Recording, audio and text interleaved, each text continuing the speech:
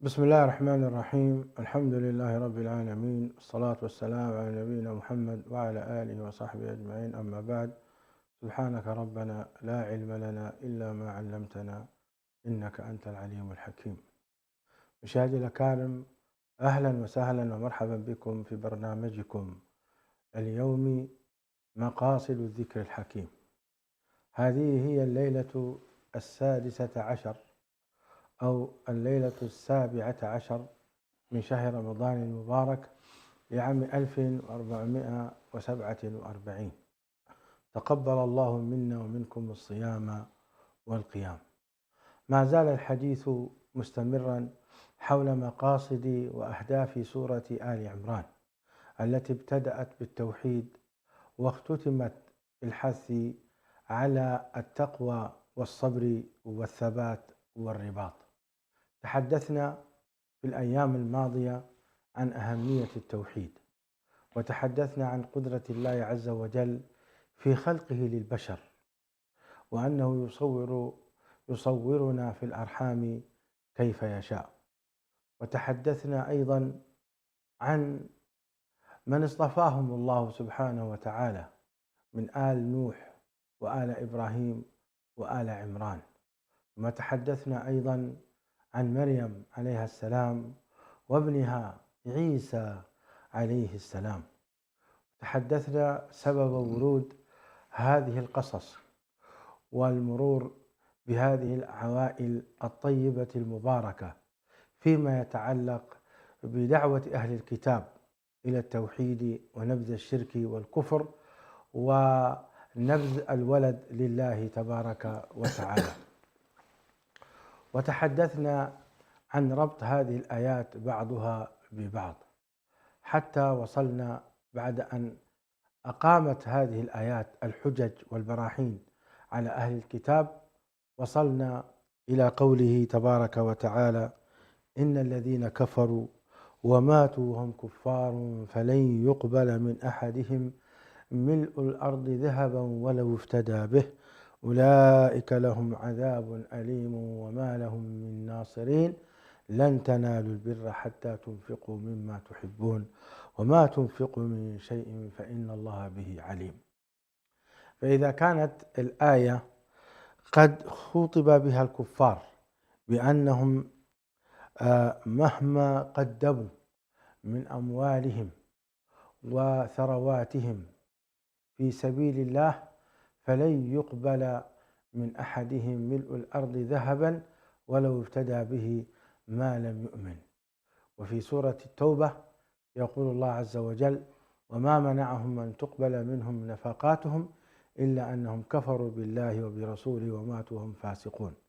فيرد هنا السؤال: فإذا كان أهل الكفار لا يقبل منهم النفقات فما وضع أهل الإيمان والتقوى؟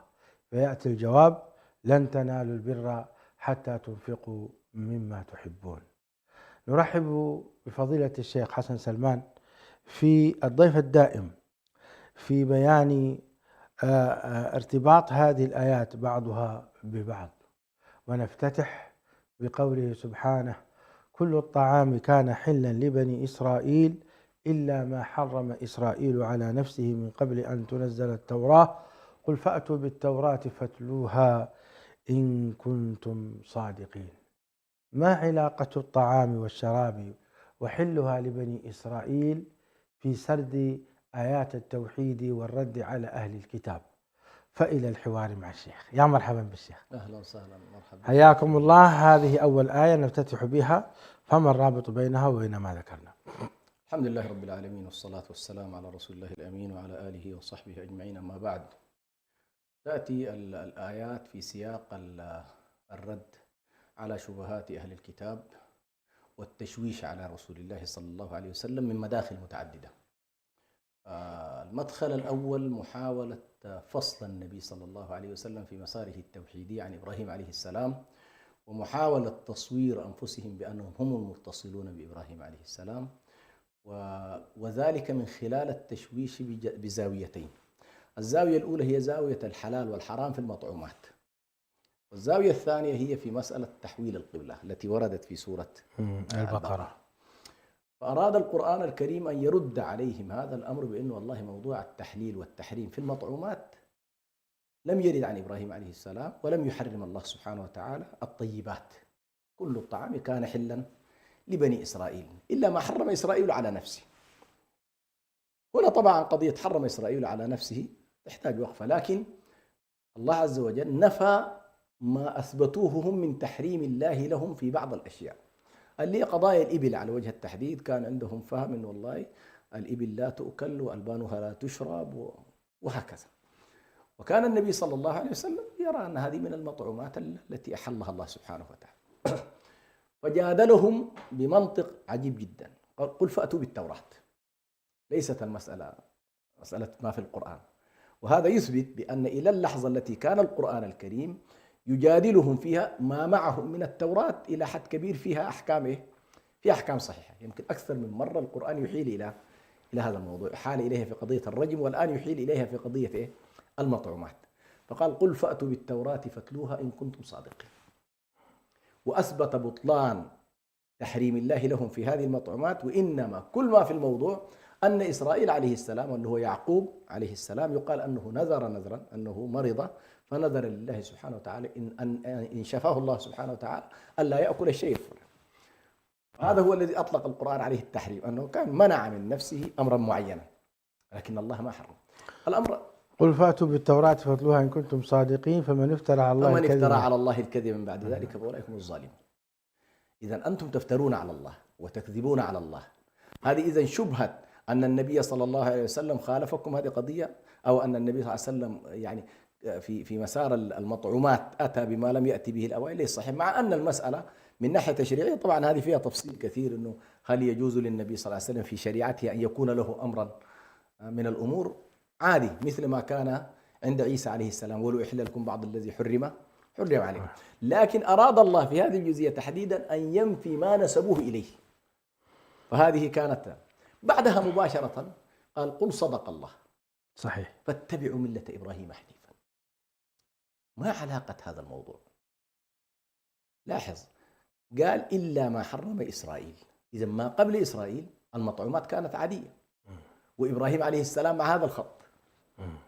فإذا في قضية المطعومات النبي أولى بإبراهيم. جميل. الجزئية الثانية قل صدق الله فاتبعوا ملة إبراهيم حنيفا وما كان من المشركين إن أول بيت وضع للناس للذي ببكة. أيضا في قضية التشويش على النبي صلى الله عليه وسلم في تحويل القبلة. طيب أليست البيت الحرام هي سابقا للمسجد الأقصى؟ صحيح. إذن أن يوجه الله سبحانه وتعالى نبيه عليه الصلاة والسلام إلى إحدى القبلتين فهذا أمر تشريعي يتعلق به، فوجهه إلى قبلة إبراهيم. أين المشكلة في ذلك؟ في كل الأحوال كأنما الله سبحانه وتعالى يقول لهؤلاء بأن إبراهيم الذي تتذرعون به إن أولى الناس به هو النبي صلى الله عليه وسلم، أولى الناس به عقيدة، أولى الناس به اتباعا، أولى الناس به في المشاعر. فحتى فيما يتعلق بقضية المشاعر فاتجه إلى المكان الذي كان إبراهيم يمارس فيه شعائره في هذا الجانب. وهنا شيخ حسن يتبين لنا أهمية الردود على الشبهات. أحسنت. وعدم تركها. أيوة نعم صحيح. يعني كيف هنا رد الآن، لاحظ شبهات يفندها يردها، يبين إنه والله ما يقولونه ليس صحيحا. هذه مسألة فعلا مهمة، وهذا من واجب الدعاة إلى الله وطلبة العلم، وأن أي شبهة من الشبهات تثار حول الإسلام يجب أن لا تترك. وما أعرضوا عنها. نعم. وما أعرض عنها رب العالمين وإنما رد عليها وبينها نعم. ووضحها. قل صدق الله فاتبعوا ملة إبراهيم وما كان إن أول بيت وضع للناس للذي ببكة مباركا وهدى للعالمين فيه آيات بينات مقام إبراهيم. صحيح. نعم. ثم بدأ بتوجيه الأمة الإسلامية فقال يا أيها الذين آمنوا إن تطيعوا فريقا من الذين أوتوا الكتاب يردوكم بعد إيمانكم كافرين. الله أكبر. وكيف تكفرون وأنتم تتلى عليكم آيات الله وفيكم رسوله ومن يعتصم بالله فقد هدي إلى صراط مستقيم. يا أيها الذين آمنوا اتقوا الله حق تقاته ولا تموتن إلا وأنتم مسلمون، إلى أن قال كنتم خير أمة أخرجت للناس تأمرون بالمعروف وتنهون عن المنكر وتؤمنون بالله ولو آمن أهل الكتاب لكان خيرا لهم منهم المؤمنون وأكثرهم الفاسقون. ما الرابط بين هذا التوجيه الرباني العظيم لهذه الأمة بالاعتصام بكتاب الله ووحدة الصف والأمر بالمعروف والنهي عن المنكر وعدم الفرقة والاختلاف، وكذلك مآل ذلك بأهل الإيمان بأن يبيض الله وجوههم، وأهل الكفر ويسود الله وجوههم. ثم هذا العمل كله يؤدي إلى أن يكونوا الخيرية العظمى. ما الرابط بين ما كان يناقشه من تفنيد حجج أهل الكتاب إلى إثبات أهمية الاعتصام بالكتاب والسنة؟ هنا سبحان الله يعني مباشرة كأنما نحن الآن بصدد طي صفحة أهل الكتاب بآيتين مهمات جدا لا بد أن نقف عندهما. قل يا أهل الكتاب لم تكفرون بآيات الله، قال وأنتم تعلمون. قل يا أهل الكتاب لم تصدون عن سبيل الله تبغونها عوجا وأنتم شهداء وما الله بغافل عما تعملون. فقبل أن يقول لك اعتصموا، أول جاب الآيتين دي صحيح. ليقول لك بأن مشكلة بني إسرائيل في كفر، مشكلة أهل الكتاب أو كثير من أهل الكتاب أنهم يكفرون بالله مع علمهم بأن ما جاء به النبي صلى الله عليه وسلم هو الحق، يعرفونه كما يعرفون أبناءهم، ويجمع مع الكفر بالله الصد عن سبيل الله. فالآيتين ديل سبحان الله فيهم تقريع، وفيهم أيضا بالنسبة للمسلمين إشارة واضحة إنه والله الآية اللي بعدها مباشرة يا أيها الذين آمنوا إن تطيعوا فريقا من الذين أوتوا الكتاب يردوكم بعد إيمانكم كافرين. هذه مفاصلة كاملة ابتداء. وهل وجد من الأمة من أطاعوا هؤلاء؟ نعوذ بالله. طبعا هذه المسألة يا شيخنا من عهد النبي صلى الله عليه وسلم وجد النفاق، فهذه الطائفة المنحازة إليهم دائما، وهي القرآن جعلهم إخوانهم. ألم تر الذين نافقوا يقولون لإخوانهم الذين كفروا من أهل الكتاب. عجيب. هاي فجعلهم إخوة. عجيب. وللأسف الشديد طبعا بعض الناس لا يلتفت إلى خطورة النفاق هنا. خطورة النفاق أنه كفر داخل الأمة يخدم المشروع الخارجي. فقال لهم بعد قال وكيف تكفرون وأنتم تتلى. فأول شيء نهاهم الله سبحانه وتعالى طاعة هذا الفريق من أهل الكتاب الذين ضلوا مع العلم. صحيح. ولاحظ دقة القرآن، قال فريقا مش الجميع حتى لا يعمم، لأن أحيانا قد تجد، لأن هناك طبعا المنهجية التي يقوم عليها يقوم أهل الضلال من الطائفتين. وقالت اليهود ليست النصارى على شيء، وقالت النصارى ليست اليهود على شيء، كله. أيوه. كذلك قال الذين لا يعلمون مثل قولهم. فيمكن أن يكون من الأمة من يقول هذا القول، لكن الله تبارك وتعالى يقول لك فريقا منهم أو فريق من الذين كفروا.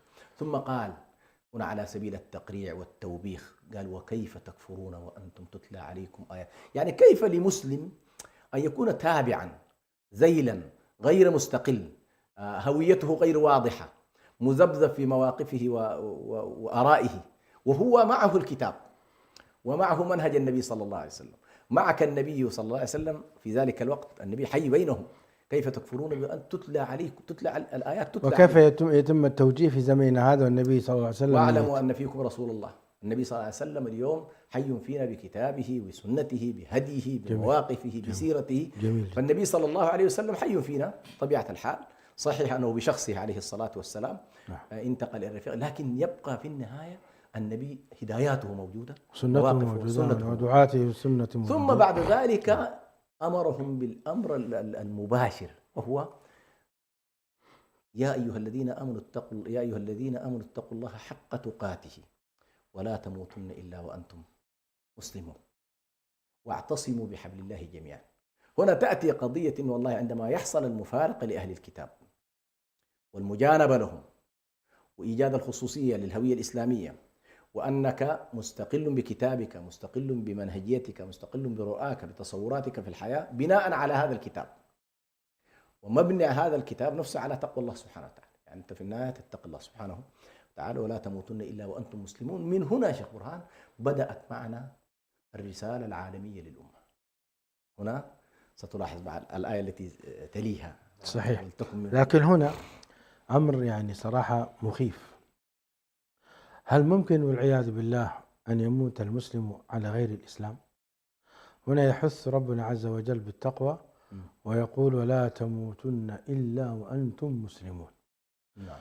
معناته كأن الواحد يقرأ بين السطور أنه قد يبتلى في دينه، قد يبتلى في إسلامه، قد تأتيه الشبهات، قد تأتيه شهوات، قد تأتيه الضغوطات من الظلمة والمجرمين، فكأن الله هنا يحث الأمة على الصبر وعلى التقوى وعلى الثبات على مبدأ الإسلام، أليس كذلك؟ نعم.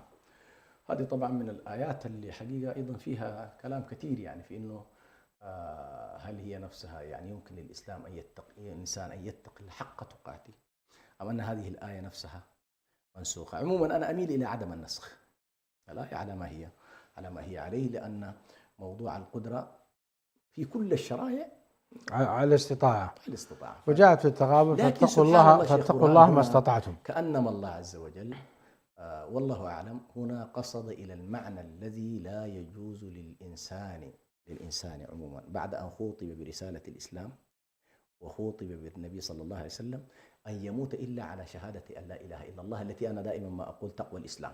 نعم. تلك الجنة التي نورث من عبادنا من كان تقيا، بمعنى أن الله حرم الجنة على من لم يكن مسلم. نعم. وهنا طبعا رد على كل الذين يشوشون الآن في واقعنا المعاصر مما يقولون أن الله الجنة ممكن تلقى فيها الكافر وتلقى فيها الملحد وتلقى فيها اليهود. هذا طبعا عبث ليس صحيحا. والله تبارك وتعالى ربط الجنة بالحد الأدنى من التقوى اللي هي تقوى الإسلام. يمكن والله للإنسان أن يجمع مع تقوى الإسلام معاصي، نقول نعم يمكن أن يجمع معاصي، يمكن أن يجمع ظلم، يمكن يعني فيموت على الإسلام ولكنه ظالم ظالم لنفسه، كما جاء في الآية تلك ثم أورثنا الكتاب الذين اصطفينا من عبادنا فمنهم ظالم لنفسه. لكن الحد الأدنى يجب أن لا يكون فيه تفريط. الحد الأدنى اللي هو تحقيق التوحيد لله سبحانه وتعالى، الخروج من دوائر الكفر، موالاة أهل الإسلام، عدم مظاهرة الكافرين. هذه القضايا التي يقال عنها بأنه والله يعني تثبت للإنسان الهوية الدينية وأنه من أهل الإسلام وأهل ملة محمد. جميل. تفضلتم بأن الآيات يعني انتقلت بنا من حالة أهل الكتاب إلى حالة الأمة الإسلامية وعالميتها، استلام الرسالة. جميل. بعدها قال ليسوا سواء من أهل الكتاب أمة قائمة يتلون آيات الله آناء الليل وهم يسجدون يؤمنون بالله واليوم الآخر ويأمرون بالمعروف وينهون عن المنكر ويسارعون في الخيرات وأولئك من الصالحين وما يفعلوا من خير فلن يكفروه والله عليم بالمتقين. نعم. مناسبة هذه الآية بالآيات السابقة، لماذا عاد مرة أخرى إلى أهل الكتاب وهنا يثني عليهم الذين آمنوا بالله تبارك وتعالى؟ هذا سبحان منطق العدل والتوازن، كيف أن أحيانا بعض الآيات قد تذهب بك إلى نهاية الشوط كما يقولون، حتى أنك قد تدخل في التعميم، قد تدخل في دائرة أنك لا ترى الخير في الآخر مطلقا. فالله عز وجل يبين لك مخاطر الذين ضلوا، مخاطر الذين لم يتبعوا الهدى، مخاطر الذين غضب الله عليهم، الذين ضلوا الطريق كذا، لكن في نفس الوقت أيضا يقول لك والله يجب أن تتجنب نفس من أهل الكتاب، ومن أهل الكتاب من إن تأمنه بقنطار. يا أيها الذين آمنوا إن تطيعوا فريقا ليسوا سواء من أهل الكتاب أمة. فالسياق كأنما يريد أن يوجد المسلم المتوازن في مواقفه وتصوراته في الآخر. فكأنما يقول لك والله في الوقت الذي أنت تكون حذر من الذين ضلوا، حذر من الذين يريدون أن يغوك يخرجوك من دائرة الحق، لكن أيضا يجب أن تعرف أن في الطرف الآخر هنالك من يحسب على الأمة. هنا تزكية عظيمة وفيها جدا. طبعا هذه وغيرها نهايات السورة فيها أيضا عموما الطائفة التي كانت في تلك اللحظة تسمى بالأريثيون، اللي هي منها النجاشي ومنها الذين كانوا يقولون بالتوحيد. هذه بقية على كل بقية من طوائف النصارى الذين كانوا على التوحيد، وكانوا إذا سمعوا آيات الله تتلى فاضت أعينهم. لا وهم آمنوا برسول الله صلى الله عليه وسلم، آمنوا نعم بنص الآية كعدي بن حاتم. أحسنت. نعم، وعبد الله بن سلام وغيرهم. فكأنما الآن يخاطبهم باعتبار ما كان. نعم، باعتبار ما كان، يعني هؤلاء اليوم صاروا جزءا من الأمة. نعم، وهم من أهل الإيمان وأهل الإسلام. يعني لم يتكبروا على الله ولم يصدوا عن سبيل الله، بل لما ناقشهم النبي صلى الله عليه وسلم وجادلهم بالتي هي أحسن، نعم، اقتنعوا نعم، فآمنوا. يؤمنون بالله واليوم الآخر، بل ويأمرون بالمعروف وينهون عن المنكر ويسارعون في الخيرات. سبحان الله. لاحظ كأنه وصف عجيب معك في المنهاج الآن، ما أنت قلت كنتم خير أمة أخرجت للناس، مش كده؟ هؤلاء صاروا معك الآن، نعم. صاروا معك أيضا يؤمنون بالله ويسارعون في الخيرات ويأمرون بالمعروف وينهون عن المنكر، فشكلنا معنا الآن الربانية. كونوا ربانيين. هذه الفئة مع المسلمين تشكل الربانية. سبحان الله. قبل يومين زارني أحد الإخوة من جورجيا اسمه الدكتور فيصل. نعم. وأنت تعرف قصته. نعم صحيح. هذا الدكتور فيصل من جورجيا هو من عائلة نصرانية.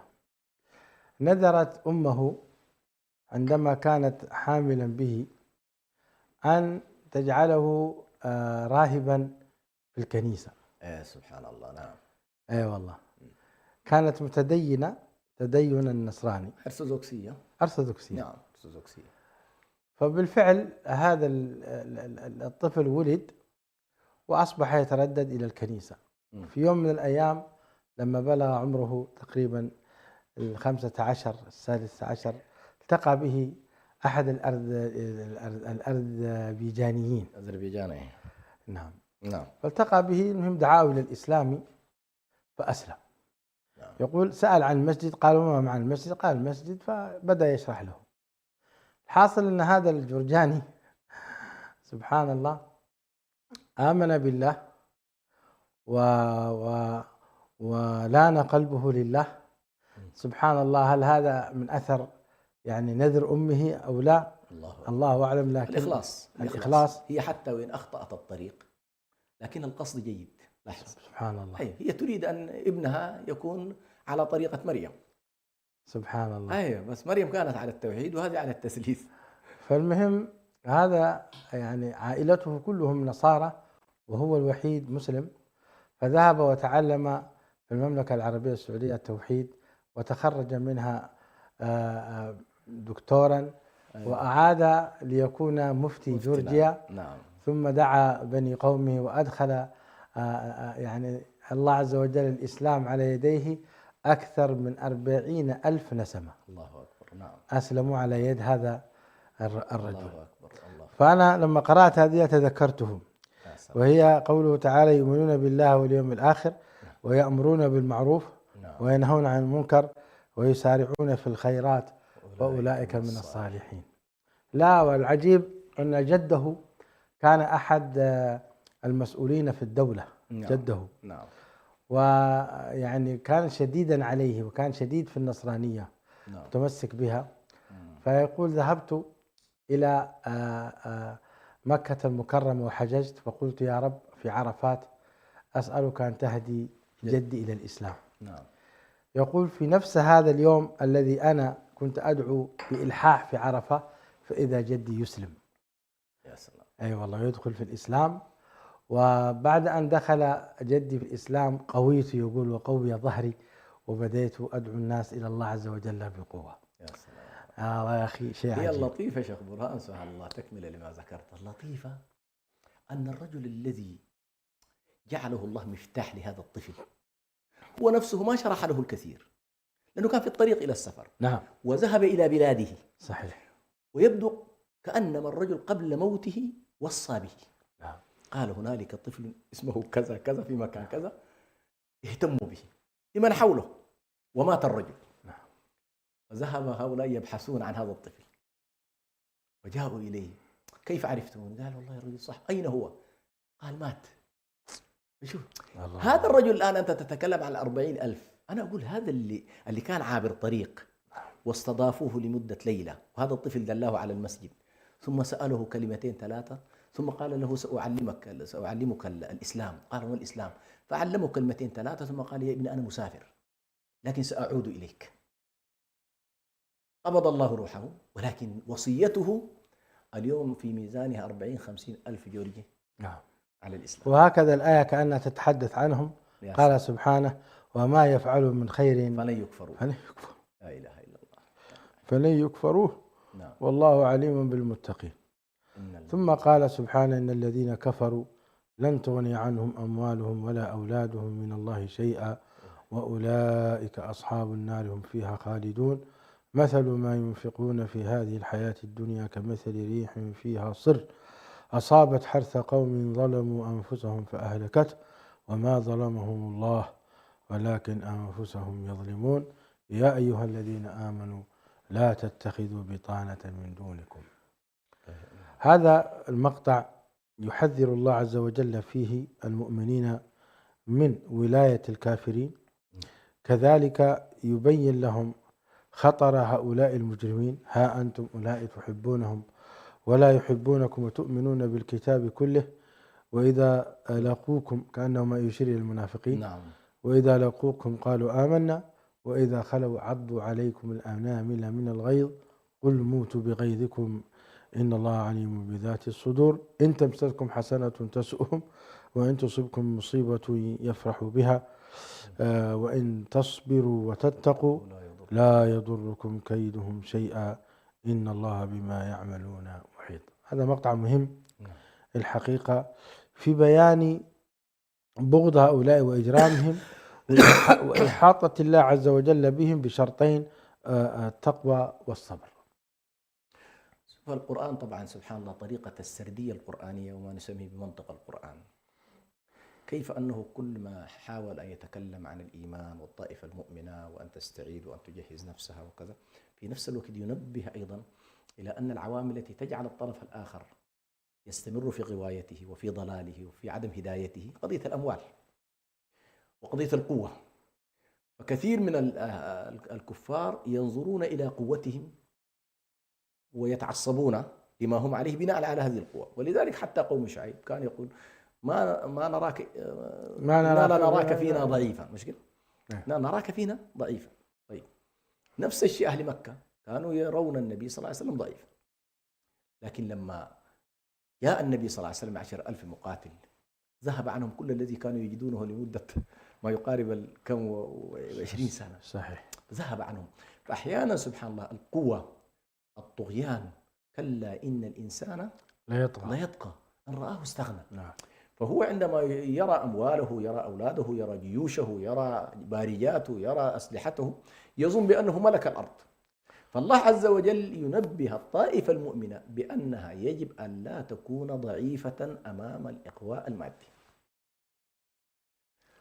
والقوة الإيمانية أعلى وأقوى. أعلى وأقوى. وبالتالي إذا أنت والله ما أعطيت قلبك وما ضعفت أمام هذه المغريات لن تستطيع، لن يهزمك الطرف الآخر.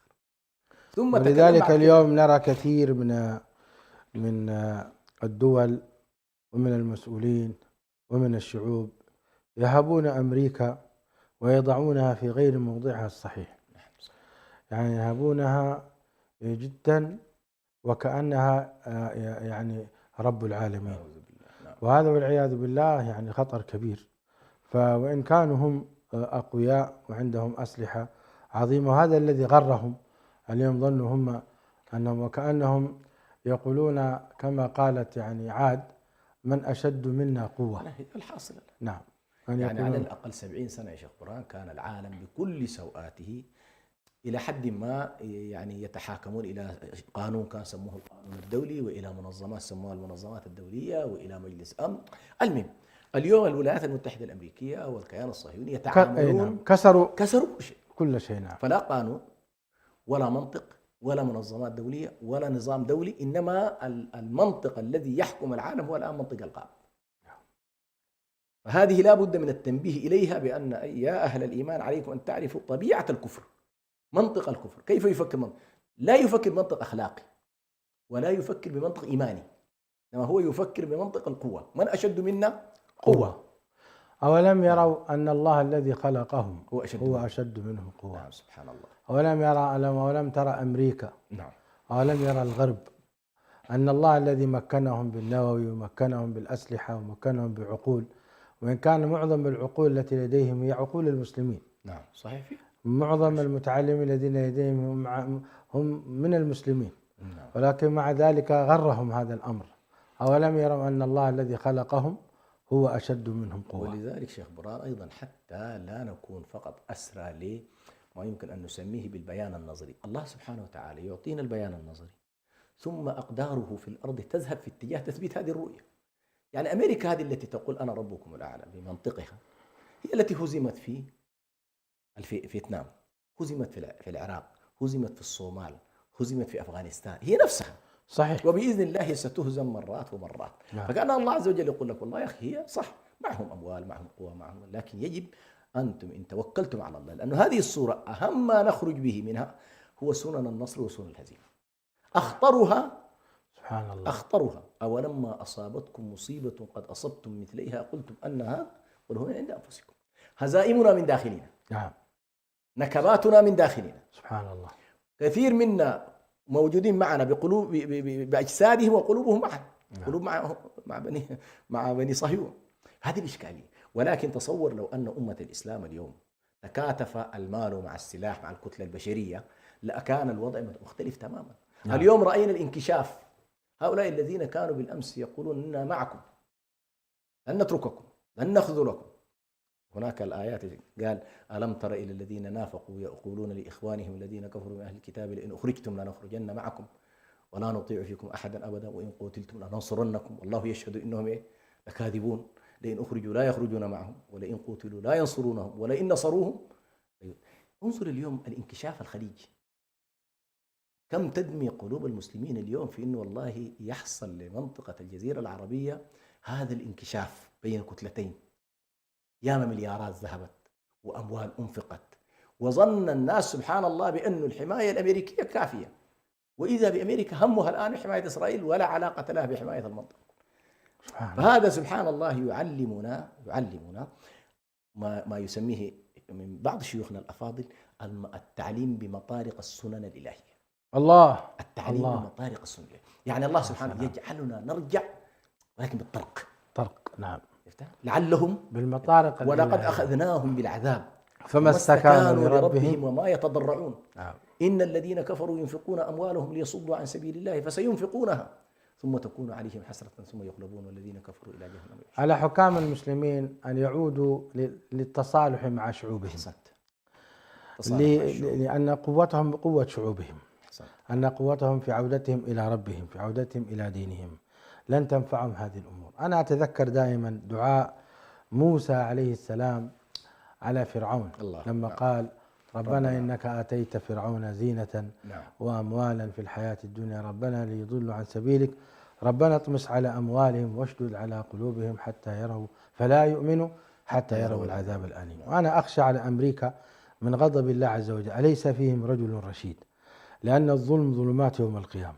إذا كانت الأمة الإسلامية ضعيفة فإن ربها ليس بضعيف، وإذا كانت الأمة الإسلامية لا تستطيع أن تدافع عن دينها فإن لها ربا عظيما شديد القوى سبحانه وتعالى، وقادر أن يشتت أمريكا ويشتت قواها بل ويجعل بأسهم بينهم شديد. الله بما يعملون محيط. أنت تلوت الآن هذه الآية سنعود إليها جدا، تهمنا جدا. نعم. ويعني وهذه أيضا لكل حاكم مسلم تقي. نعم. كل حاكم مسلم تقي نعم. حوله ضغوطات تكفيه هذه الآية يا شيخ حسن. نعم. قال إن تمسسكم حسنة تسؤهم نعم. وإن تصبكم سيئة يفرحوا بها وإن تصبروا وتتقوا لا يضركم كيدهم شيئا. لماذا؟ إن الله بما يعملون محيط. نريدك أن تتعمق في شرح هذه الآية يا شيخ حسن. نعم. وهي رسالة لكل القادة. أحسنت. كل القادة سبحان الله لا يعني كما يقولون لا تحلو الآية إلا في سياقها. نعم. لاحظ إن الله بما يعملون محيط. وإذ غدوت من أهلك، أربطها على طول. يا سلام. كأنما حتى أيضا لا يساء فهم الصبر والتقوى. قد يسيء البعض هذا الفهم، كأنما يقول لك والله سننية النصر وسننية التمكين تأتي في سياق وإذ غدوت من أهلك تبوء المؤمنين مقاعد للقتال، يعني وأعدوا لهم ما استطعتم من قوة. نعم. فأنت مطالب أولا باجتناب المحرمات وترك الظلم وترك موالاة أعداء الله والإيمان بالله والإيمان برسوله والعمل بطاعة الله. كل ما يتعلق بالتقوى، تقوى الإسلام وتقوى الإيمان وتقوى الإحسان، كل هذه يجب أن تأتي. جميل. ثم تصبر، لأن التزامك للتقوى ليس مقبولا عند الكثيرين.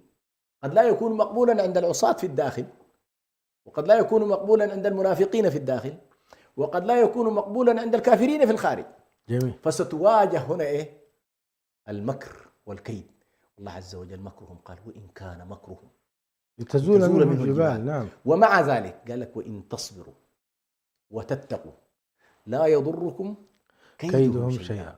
سبحان الله، من خلال تأملنا شيخ برهان، ويمكن تذكر في آيات المكر وآيات الكيد، الله سبحانه وتعالى ما وكل إلينا أن نمكر مثلهم أو أن نكيد، لا نستطيع.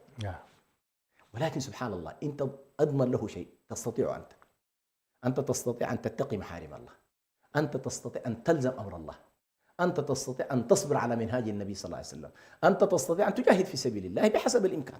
تستطيعها. فإذا التزمت بما عليك كفاك الله سبحانه وتعالى مكر الكافرين وكيد الكافرين. لماذا؟ لأن الله محيط به.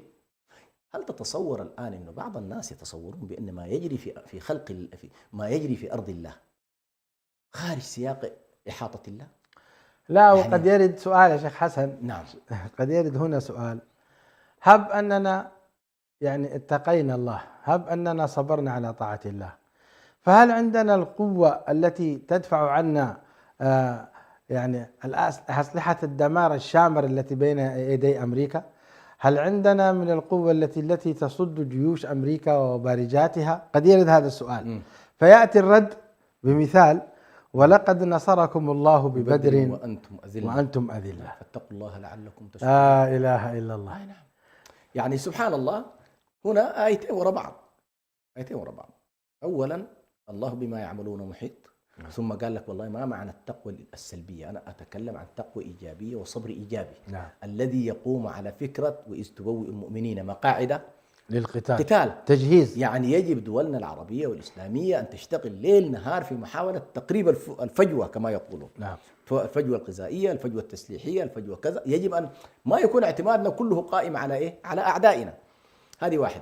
ثم بين لك بأنه والله فعلا إذ همت طائفتان يمكن أن تفشلا. هي الإشكال هنا صحيح. فكرة إنه والله من داخل الصف المسلم قد ينخدع الناس بقوتهم صحيح وبجبروتهم، ويأتي السؤال في إنه والله لا نستطيع، مش كده؟ نعم. قال لك لا، لقد نصركم الله ببدر وأنتم أذلة. 300 أمام 1000. أيوة. اتقوا الله وقوة عتاد مع قريش وقلة عتاد معكم. فهنا سبحان الله مع أن السياق سياق غزوة أحد ذكرهم بنعمة بدر. وهكذا طريقة القرآن، إنه والله أنت اليوم لاحظ المعادلة العددية تغيرت. فاليوم وهذا رد على الذين يقولون نحن ما عندنا قوة، نحن ما عندنا صاروخ يأتي سيدمرنا، وينسون قدرة الله عز وجل. نسيان قدرة الله مصيبة يا شيخ حسن. صحيح. نسيان أن الله عز وجل جنوده لا يحصون، من جنوده الرياح، من جنوده الشمس والقمر، من جنوده ما لم يكن في الحسبان، أمور كثيرة. برهان الله سبحانه وتعالى جعل لمن جاهد في سبيله أن يجعل له هدايات، حتى هدايات في الحرب، حتى وأنت تقاتل يجعل الله لك هدايات في كيف في الناحية، حتى من ناحية. ولذلك أظن ورد هذا الكلام اللي تقوله يا شيخ حسن. نعم.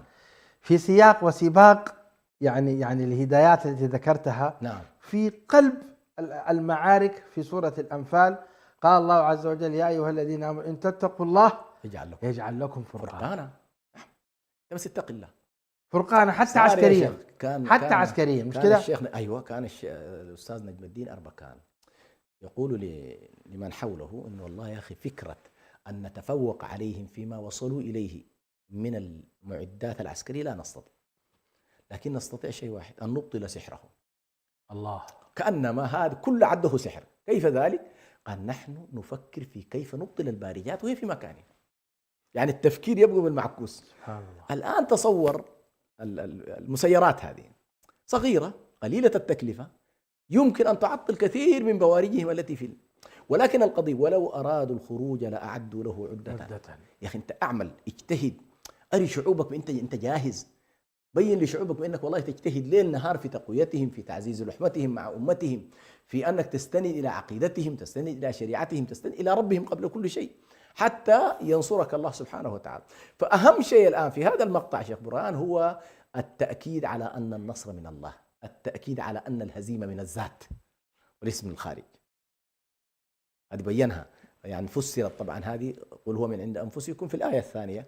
نعم. والكلام والسياق لا يزال يمشي في هذا في هذا السياق. نعم. ولقد نصركم الله ببدر وأنتم أذلة فاتقوا الله لعلكم تشكرون. إذ تقول للمؤمنين ألن يكفيكم أن يمدكم ربكم. الآن دخل هذا السياق كله بدر الآن. 3000 من الملائكة منزلين.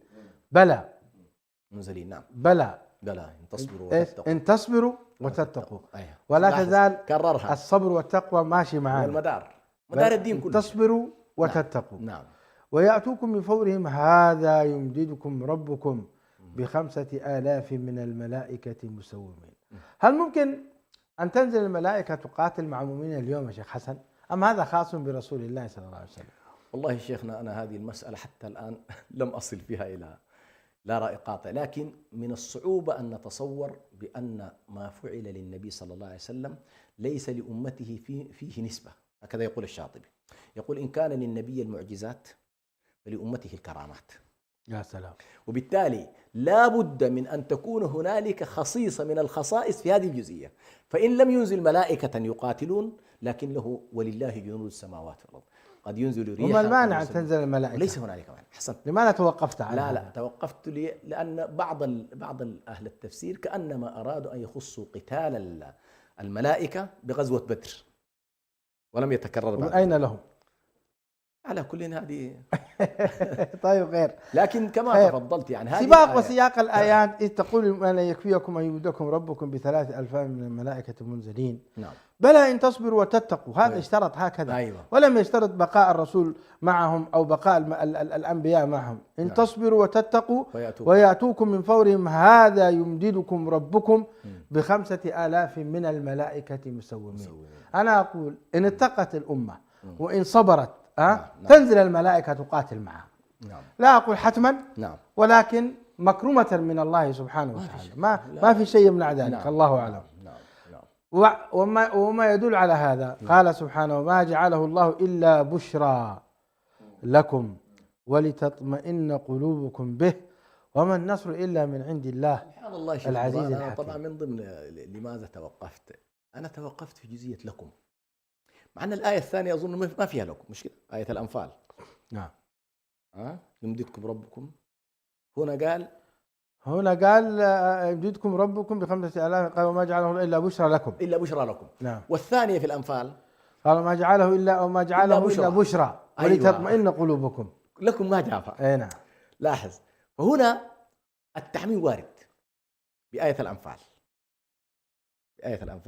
إلا على قول بأن والله تلك مطلقة وهذه مقيدة فخصص به. ثم يا شيخنا التعامل هنا مع الله عز وجل. نعم. وهو سبحانه وتعالى كريم رحيم بالمؤمنين إلى قيام الساعة. نعم. لا يمكن أننا نخص يعني هذه المكرمة فقط بجيل الصحابة. نعم. ونحرم بقية الأمة إلى قيام الساعة. والعلة واحدة اللي هي خدمة الدين والعلة واحدة وقامة الشريعة. نعم. صحيح أنا معك بهذا صحيح. أعتقد أن الأمر يعني يختلف. أحسنت. ثم قال سبحانه وتعالى يا أيها الذين آمنوا لا تأكلوا الربا أضعافا مضاعفة واتقوا الله لعلكم تفلحون واتقوا النار التي أعدت للكافرين وأطيعوا الله والرسول لعلكم ترحمون. نعم. في وسط الكلام على البشارات ونزول الملائكة وكذا يأتي هنا أيضا التحذير من أكل الربا. يعني ما مناسبة ذلك يا شيخ حسن؟ والله يا شيخنا سبحان الله هذا القرآن عجيب والله. هذا القرآن عجيب سبحان الله، كيف أنه في اللحظة التي يتكلم فيها السياق عن قضية تمكين الأمة، مجاهدة الكافرين كذا، هذا كل ذلك يمكن أن ينهار المظالم الداخلية، وأعظم ظلم الربا. مجاهدين يقاتلون في الصقور والتجار يضاربون في الأسواق، مش كده؟ فيريد أن يقول يجب هذا التاجر المضارب في الأسواق أن ينتبه ويجعل نفسه متناغما، لا يكون سببا في هزيمة إخوانه. نعم. لا أنت يا أكل الربا قد بسببك تهزم نفس الشيء. إذا كنا نقول للمقاتل وهو يقاتل الكفار اتق الله، وهو يقاتل الكفار اصبر، نعم، فلا تولوهم الأدبار. أحسنت. أنت أيها التاجر خلفية هذا المجاهد، سبحان الله، بمالك سيقاتل، بدفعك سيقاتل، بمعونتك سيقاتل، فإياك أن تدخل الحرام على مالك. الله. فلاحظ كيف يخلطها القرآن الكريم. وهذا فيه رد على العلمانيين الذين يقولون ما دخل الصلاة، أيوة، ما دخل الجهاد في يجب هزائمنا في كذا. لماذا أنتم تربطوننا يعني كأنهم يرددون قول صلاتك تأمرك أن نترك ما يعبد آباؤنا أو أن نفعل في أموالنا ما نشاء إنك لأنت الحليم الرشيد. سبحان الله. يتكرر هذا الأمر نفس الطريقة. علمانية، بينما القرآن الكريم يؤكد على منظومة متكاملة، البعد الإيماني والبعد التشريعي وبعد المعاملات كلها تصف في حالة واحدة، إما حالة تقوى مع الله وإما في حالة خصومة مع الله. فإذا كان الربا في سورة البقرة قال واتقوا قال واتقوا يا أيها الذين آمنوا اتقوا الله وذروا ما بقي من الربا إن كنتم مؤمنين فإن لم تفعلوا فأذنوا بحرب من الله. هنا جاءت بسياق آخر يا أيها الذين آمنوا لا تأكلوا الربا أضعافا مضاعفة واتقوا الله لعلكم تفلحون واتقوا النار التي أعدت للكافرين وأطيعوا الله والرسول لعلكم ترحمون. بل المفترض يكون موقفكم وسارعوا إلى مغفرة من ربكم وجنة. نعم. كأنه يقول إذا أنتم أردتم أن ينصركم الله كما نصركم في بدر، أيوة، وأن يعني يبطل قوة أعدائكم كما أبطلهم من قبل، فعليكم أن تتقوا الله في البعد عن المحرمات. نعم. أعلاها الربا، أيوة، أحسنت، وأدناها نعم، يعني بقية المعاصي. نعم. والمفترض أن تكونوا سباقين في الخير وسارعين ومسارعين له. نعم. دعني أقرأ عليكم وأنت إن شاء الله تعلق شيخنا. نعم. وسارعوا إلى مغفرة من ربكم وجنة عرضها السماوات والأرض عدة المتقين الذين ينفقون في السراء والضراء والكاظمين الغيظ والعافين عن الناس والله يحب المحسنين.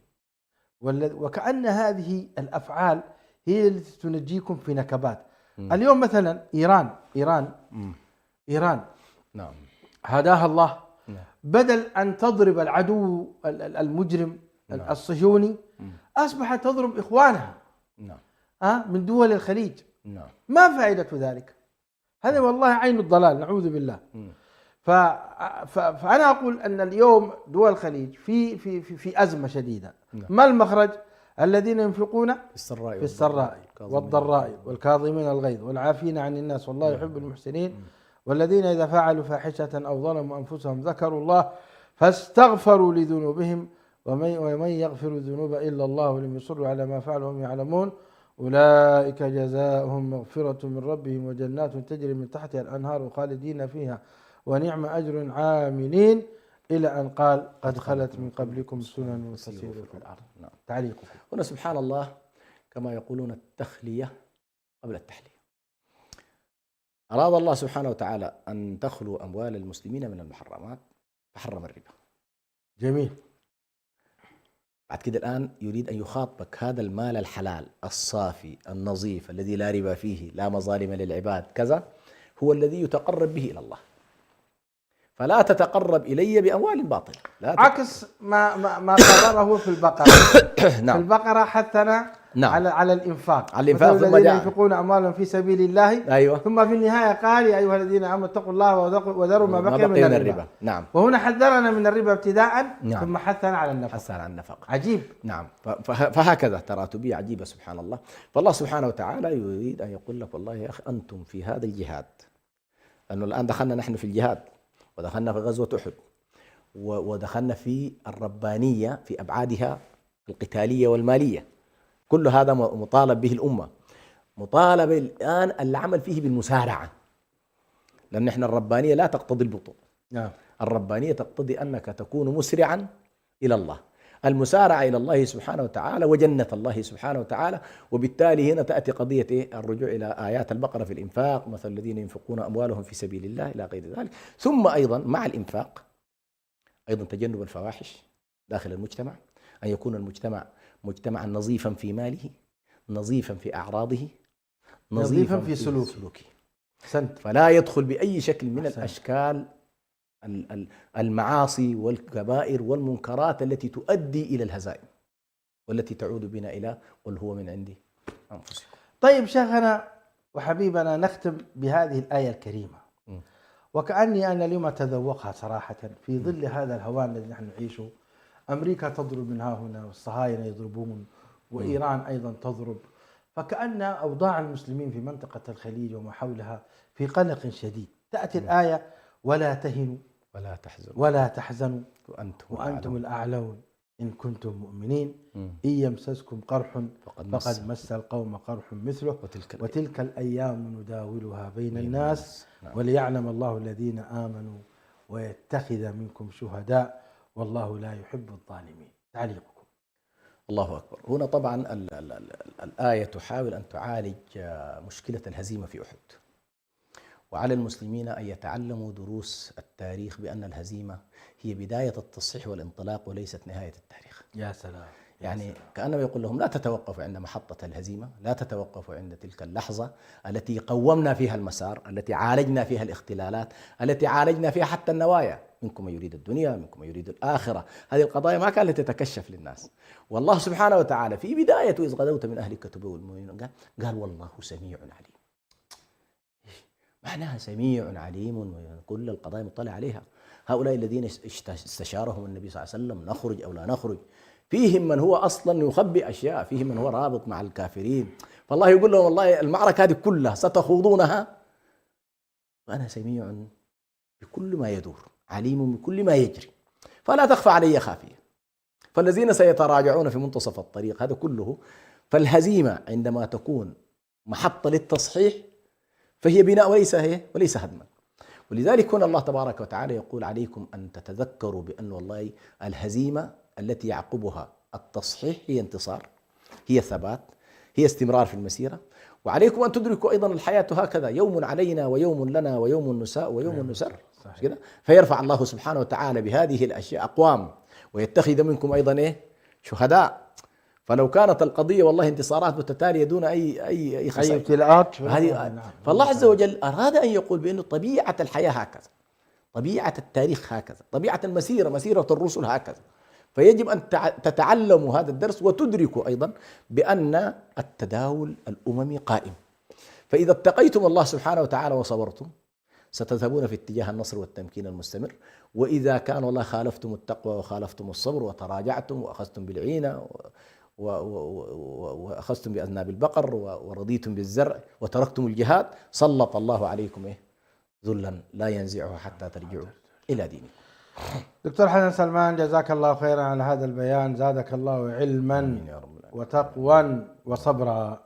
مشاهدينا الأكارم، استمتعنا بهذا الحديث الماتع في مقاصد سورة آل عمران وما أعجبها من مقاصد، وتوجيه الرب سبحانه وتعالى عدة مرات بالتقوى والصبر، فكأنها محور استخلاف هذه الأمة. إذا أراد أن تستخلف فعليها أولا بسلاح التقوى ثم سلاح الصبر، ثم تقدم ما تستطيعه من العدة والعتاد.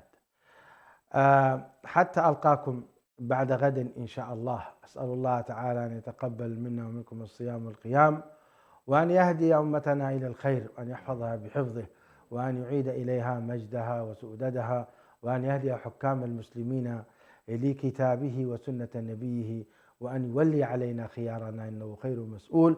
هذا أخوكم برهان سعيد يحييكم، والسلام عليكم ورحمة الله وبركاته. اقرأ بسم الله الأكرم واسمع خير كلام وافهم، من يسعى للمجد تعلم صناع المجد.